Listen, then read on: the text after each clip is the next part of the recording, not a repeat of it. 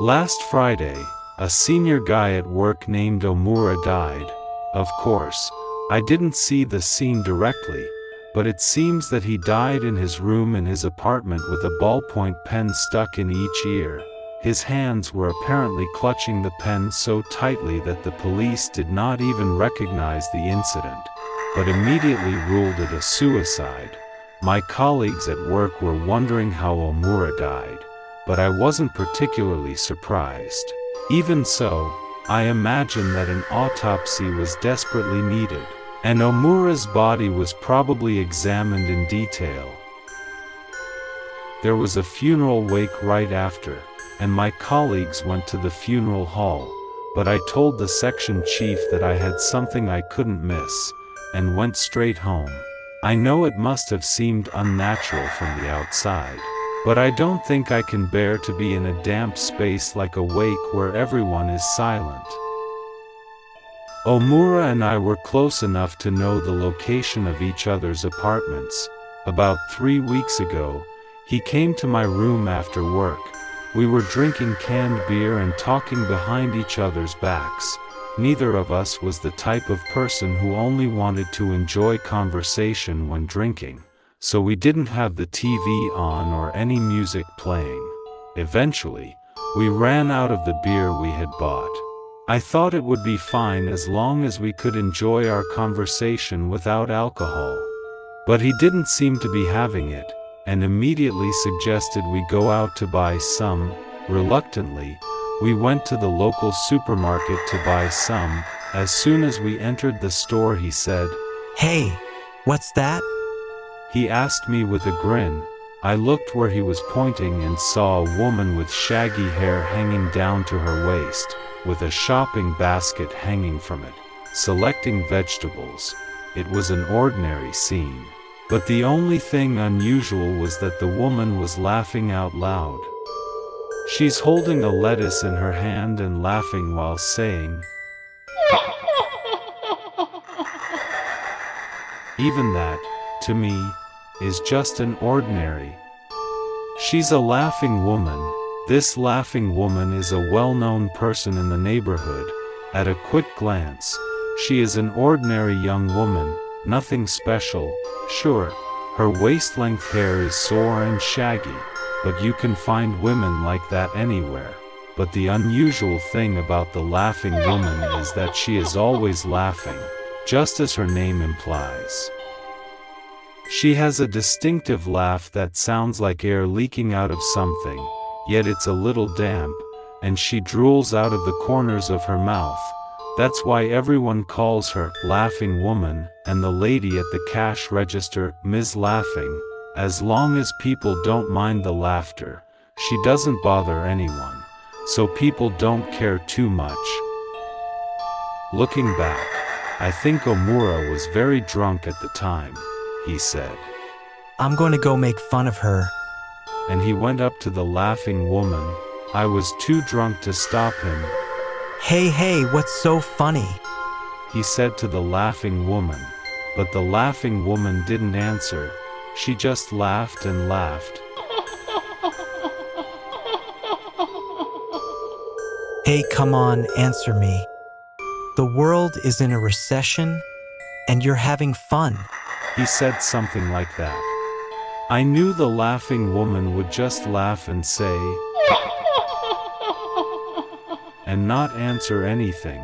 After repeating such a thing for a while, he said, "What's with this woman? She's so boring. Hey, let's get out of here." And he grumpily walked away. We stuffed our baskets with snacks, then went to the shelf lined with liquor. He immediately grabbed a can of beer, but I was starting to get tired of beer, so I decided to take my time choosing a chew high, and then he let out a yelp of, "Oh!" I turned around to see him and the laughing woman facing each other at close range. I saw spit flying from the woman's mouth onto his face, along with the Then he pushed the laughing woman down with his hands outstretched.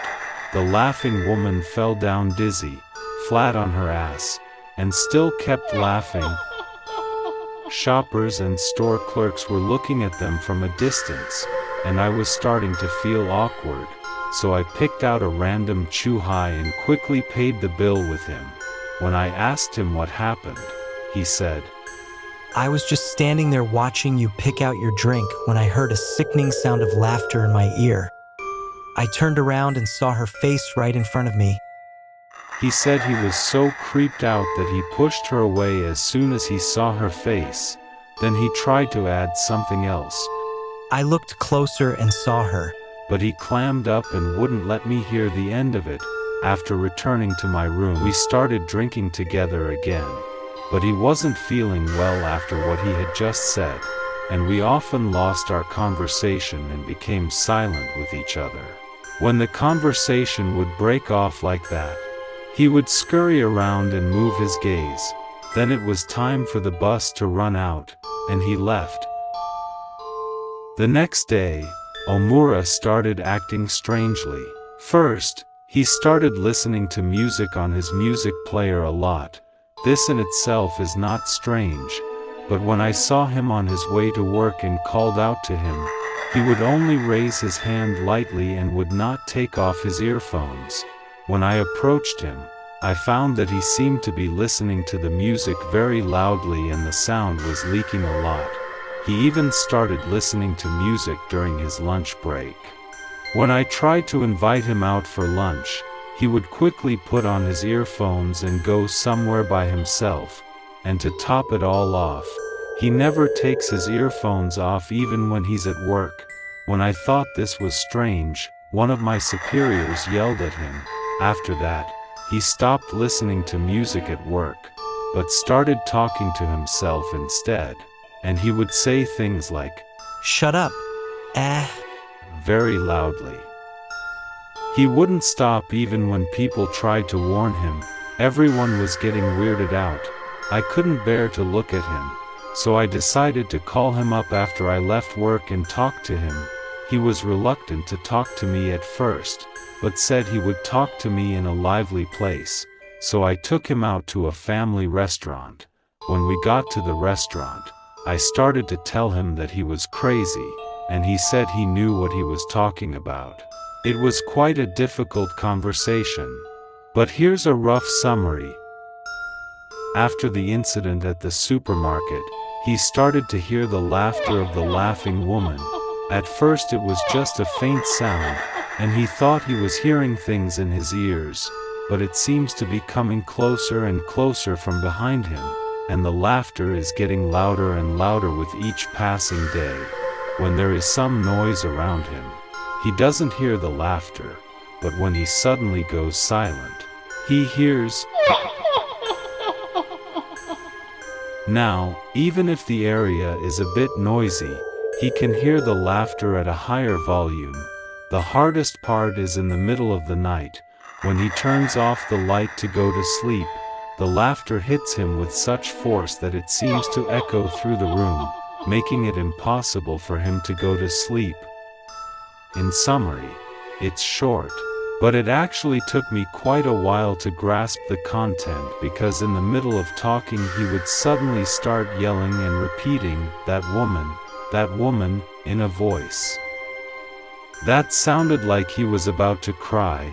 Eventually, he started saying things like, "That woman cursed me? That woman must be a ghost." My first and foremost thought was that Omura was obsessed with a strange delusion. The laughing woman is not a ghost, she's just an odd woman. As proof, I've seen her shopping at the supermarket many times since that day. I thought it was because her laugh was so peculiar and creepy that it caught his ear, and I also thought it was his own kind of guilt that caused his paranoia. I tried to tell him that, but he wouldn't listen to me. He kept repeating things like curse and ghost. I was getting more and more frustrated, so I asked him to go to the supermarket with me. Of course, he was vehemently against it, but I forced myself to drag him along to the supermarket. He was still mumbling on the train.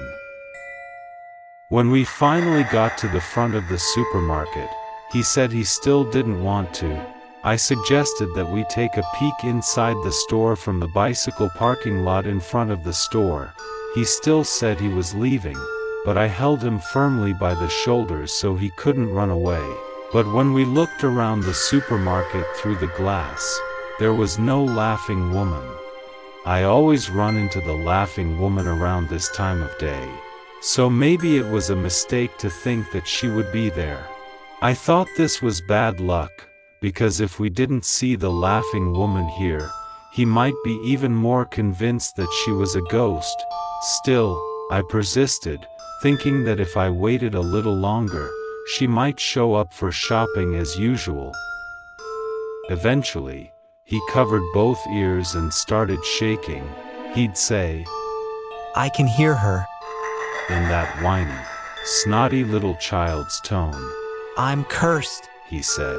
But I knew for sure it wasn't a laughing woman's curse that he was hearing, because I could hear her laugh, not only him, but me too.